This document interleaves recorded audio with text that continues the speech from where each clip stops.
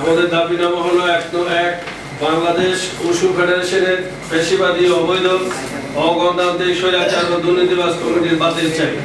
২ Bangladesh wushu ফেডারেশনের বিগত ১৪ বছরের হিসাব নিকাশ নিবন্ধিত অডিট ফার্মের মাধ্যমে হিসাব নিরীক্ষা করে প্রকাশ করতে হবে। ৩ উশু ফাউন্ডারগণের নেতৃত্বে উশু ফেডারেশনের কমিটি চাই।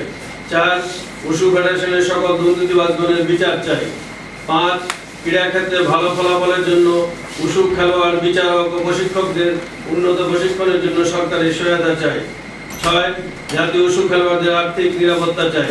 ৭ উশু ফেডারেশনের অসচ্ছল বিচারক, প্রশিক্ষক ও খেলোয়াড়গণের সরকারি আর্থিক সহায়তা চাই। এখন আপনাদের যদি কোনো প্রশ্ন থাকে। আমরা প্রশ্নের আগে আমরা একটু একটা স্লাইড দেখাতে চাচ্ছি যে উশু ফেডারেশনের যে দুর্নীতিবাজ সাধারণ সম্পাদক এবং আব্দুল সুমান গোলাম যে কর্মগুলো করেছেন তার কিছু স্লাইড আমরা আপনাকে দেখাতে চাচ্ছি। সেই সঙ্গে উশু ফেডারেশনের বর্তমান যে সহসভাপতি আলমগীর শাহ মিয়া, যাকে নিয়ে দুলাল হোসেন বিভিন্ন সময় অপমান অপদস্থ করতো এবং ফেডারেশনের লোকদেরকে ভয় ভীতি দেখাতো, তার কিছু নমুনা আমরা আপনাদের দেখাতে।